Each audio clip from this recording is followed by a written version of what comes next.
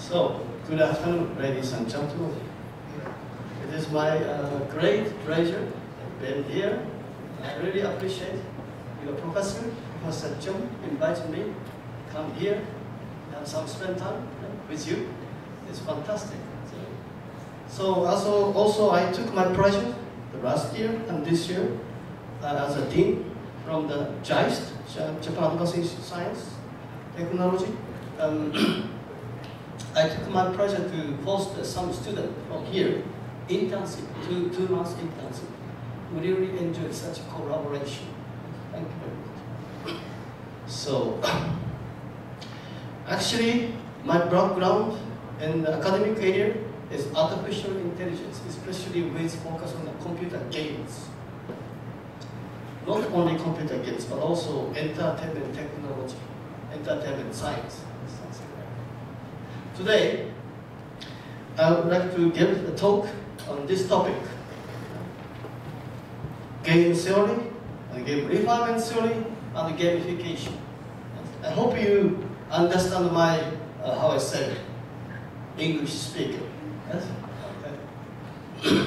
So first of all, I'd like to introduce a little bit who am I, because most of you don't know who am I. So therefore, let me introduce a little bit. If you use, how I say, Google, if you Google Hiroyuki, Iida, JIST, you could see something like page, yes? Google, Wikipedia page. We have several different kind of wiki page. This is a more specific, professional wiki page, especially chess programming, how I say, wiki page. This page actually not written by myself, so therefore there might be some mistake. But okay, it doesn't matter, But this page say, Hiroyuki Iida is a Japanese computer scientist, etc. And also professor for the JIST. Yes? And also Hiroyuki Iida was I say, professional shogi player. Shogi is Japanese chess. Like a Western chess, or Chinese chess, Chan-chi, or Wei-chi. As we have a Japanese chess, we call it shogi. My background is some 25 years ago, in Japan, game or anime, manga, such entertainment is quite popular. Very, very popular in Japan, but not so in academic area. Nobody study in university with such research topic, game, entertainment, etc. I was a kind of first person to have this topic for my PhD work. Yes, interesting, very interesting. Okay. Then I spent most of the time for my research, not in Japan. That's fine. So therefore, instead, I've been into Netherlands, Maastricht, south part of Netherlands. That's my story from this Wikipedia page. So. Next, I'd like to show a very brief short introduction of JIST, Japan Advanced Institute of Science Technology. What is JIST? It's quite different from other normal university. What is the different? So, we don't have undergraduate division. I think the most of you say bachelor, undergraduate. But in JIST, no. Only PhD and master. That's a JIST. Why? 26 years ago, like your university is quite new. Why Japanese government created university without undergraduate division? Because professors in university, normal university, too busy for research. So should be more free. Should be focused more research. We might have such a real research-oriented university in Japan. That's a government policy. That's why 26 years ago, we made such a little bit of special university. That's a story. But that's why we judged and never on the list of the world university ranking because quite small size, around 900 students totally, only 900. Maybe even more, I think, 5 or 6, maybe 10 times more. I'm not sure how much big size anyway. Yes? So, but if you evaluate assessment per faculty base, for example, how many papers published per faculty by one professor, that assessment is quite high. For example, in Japan, University of Tokyo, one of the, I would say, well-known university in Asia or in the world, it's almost the same ranking. This is how I say, location, is overview. You have a wonderful campus, a huge campus, but we have a tiny campus with only 6 buildings. You have many buildings and also wonderful garden, large gardens. It's really nice. Yes. We have such kind of small size of the university. And also we focus on some specific area, knowledge science, information science, and material science. But we still believe these 3 schools covered almost every area in some sense. So here is a per faculty based ranking recently started in EU because in the EU most of the students has interest in in which university I should study. In that case, they need some good measurement, good metric to choose the university. Depends on their, your interest, research interest, educational interest. Based on such a faculty-based or domain-specific assessment, fortunately, JAIST was one of the highest ranking in the world. This chart comes from U multi-rank made by EU. Especially internationalization is one of the highest because JAIST is the only university in Japan, only national university. We provide a lecture in English. So therefore, many international students come to JAIST, not only as a short term, but as a full-time student.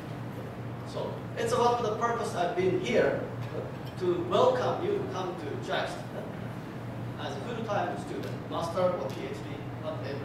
Yes, we really welcome you. So here is some statistics, strengths of faculty. We have around 900 students total. Then we totally have some faculty number 148, and also administrative staff 141. This is our staffs, totally, teacher and staff. So how about the student diversity? Here is a little bit unfortunate statistics. We have out of 900, 445 is international students, say China, Vietnam, Thai, India, Bangladesh, etc. But very, very unfortunately, if we look, say Taiwan, how many people, students? Only 4. Really disappointed to me because I come here from Kanazawa city. It's near the JAIST location. Kanazawa is a very special city for Taiwan people, I think, because of the Mr. Hatta. It's like builder of dam. So that's one of the reasons we have JAIST location. Komatsu Airport is the only domestic airport have a direct flight Komatsu to Taipei. Otherwise, only Narita and Osaka. So therefore, we could have more collaboration. That's one of the reasons I come here. So now, actually last year we enjoyed the autumn, like you. I've seen your wonderful campus. Maybe in the autumn, same, see something like that. Leaf color changing. So, I'm a game player, so therefore let me introduce my life. What happened, especially in my young age. What's my opening in my life? For example, I was a Japanese chess shogi player. When I started, I started the shogi playing age 3. I don't know how I learned it, but I played it. It was a record. Then I participate. I took my pleasure participate. Junior or adult, any kind of tournament, I participate quite often. Yes. Then sometimes I won, sometimes I lost. Yes. But interestingly, when I was age 3, I participated in some big tournament. Then I won the tournament. At that occasion, I met a grandmaster, world champion player, actually national champion player, Mr. Ouchi, 9-dan grandmaster. He kindly invited me come to Tokyo from Yamagata prefecture, to be a grandmaster in this way. But it was my time when I was 9. But my parents refused because I was too young. Maybe same your parents. Maybe don't agree. Otherwise too this. But anyway, I decided by myself I should go to be a shogi grandmaster after I complete my elementary school. Then I also studied in the university. Then at age 21, I could become an official enrolled shogi grandmaster. Then the story is like an end of opening or beginning of the middle game. Yes, my middle game. What happened? I had a great opportunity to play a title match, big title match. The play with Mr. Hiroyuki is like amazing championship. It was my age when I was 26. Then I made decision or determination. If I lose this title match, I should quit my career. How do you think? You think the same? I was 26. Then what happened? I lost it. That's why I'm now here. If I didn't lose it, still played it. Still played it. To earn money. Anyway. Japanese chess shogi something like this is an official playing style. Sitting on tatami. Sitting on tatami. That's a Japanese way. And also Japanese costume. And Japanese, how I say, utun board and the piece. And playing, and also some media people around them. Then the picture, the left side is something like it. When I was, how I say, 7 or 8 or something like that. The right side was my teacher, Mr. Ouchi. Then a joist location is something like it. Joist location. And Tokyo. And the place where I was born here, Yamagata. It's next to Niigata or Sendai. Then after I complete my elementary school, then I come to Tokyo by myself to enter would-be grandmaster school. It was my, how I say, junior high school age.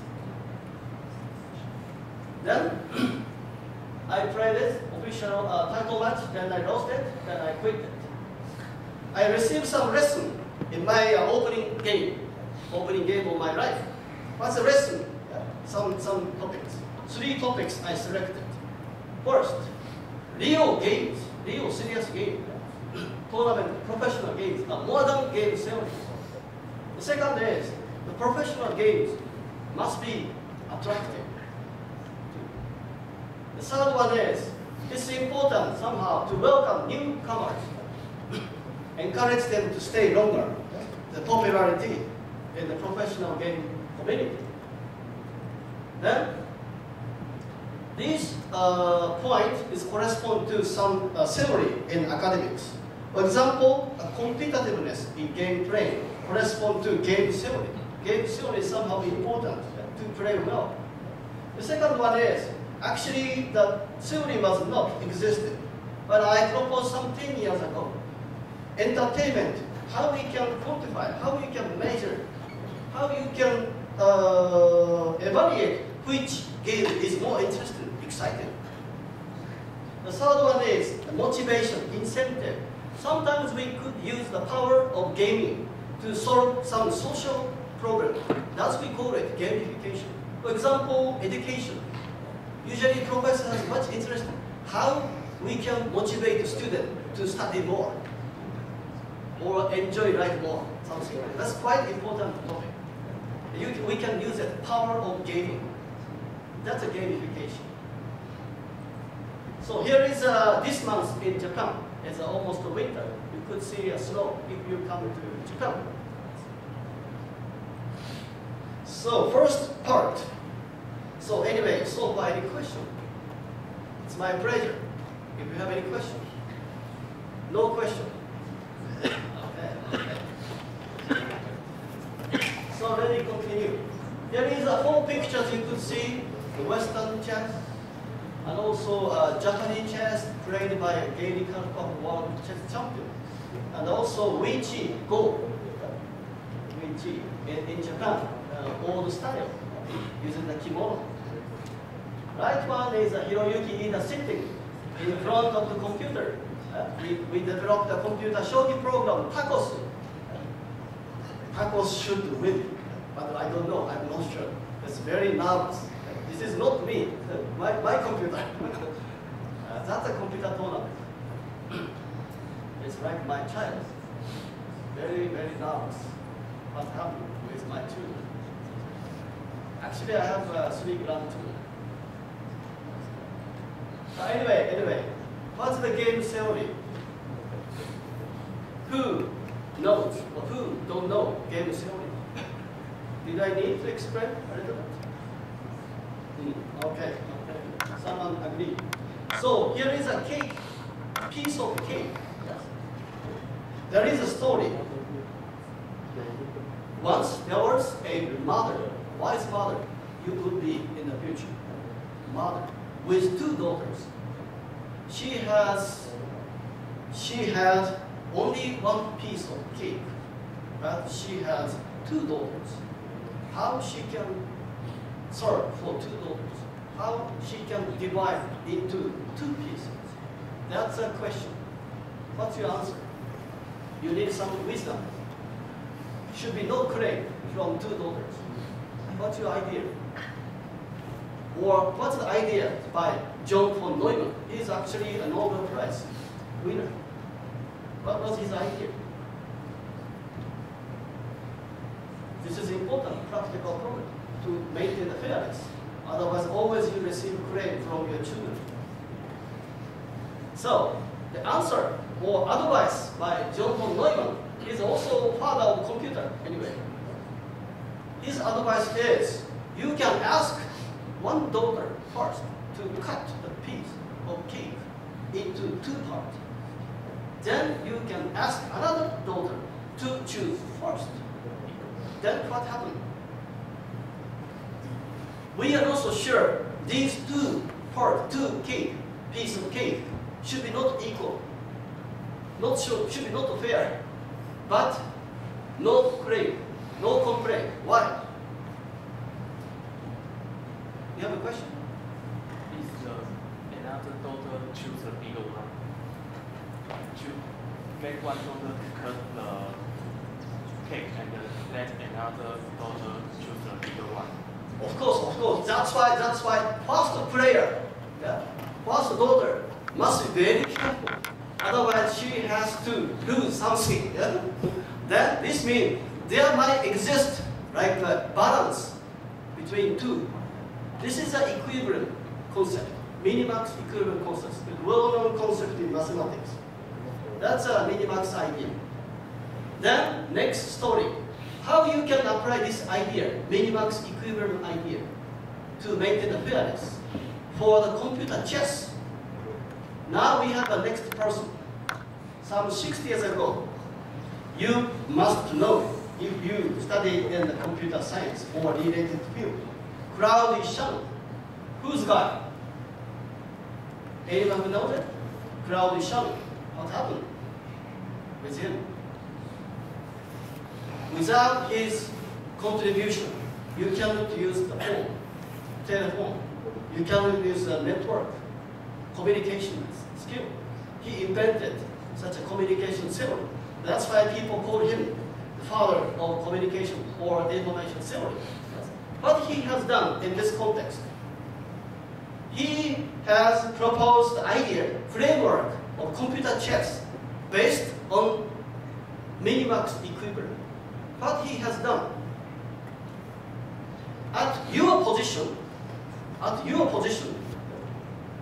you can maximize your benefit. Then what happens at your opponent's turn? You must assume, or you can assume, your opponent will minimize your benefit. Something like recursively. Then you can look ahead to expect what will be your payoff. That's the idea. Recursively, apply this game, minimax equivalent idea. Then successfully, Claude Shannon proposed the very fundamental idea, concept of the computer chess. Yes. But anyway, some long history, like a half century, but I skip it. After, say, 40 years, they arrived at big milestone of human being, especially in 20th century. One of the, say, 10 biggest milestones in our human beings, the people said. What happened? In 1997, the chess world champion, Garry Kasparov, in the picture, he played against the computer, a Deep Blue developed by IBM company. Then what happened? He lost against the computer. That was the story in 1997. Any question? I welcome any question. Pleasure. Discussion. Maybe next to the whole speech, we have a Q&A time. Yeah, but you might forget what I spoke. Easy to forget. That's our human being, our memory. If you have any question, you can stop me, interrupt me. It doesn't matter. It's my pleasure to have any stimulating discussion. I really, it's my pleasure to have a discussion. So here is the next stage, or next direction, different direction. Engineering development using the computer chess was very successful. On the top of such event was a victory of computer against human champion. But in the very starting point of the academic areas, they expected another thing. For example, 1956, it was a conference in Dartmouth. That's why they call it Dartmouth Conference. One of the young researchers, for example, John McCarthy, he proposed the idea, something like a computer chess. The computer might be able to do something like intellectual behavior, like human. Then they have chosen the domain, like chess, because chess is believed something like intelligence, symbolic intelligence. Then after a Deep Blue win against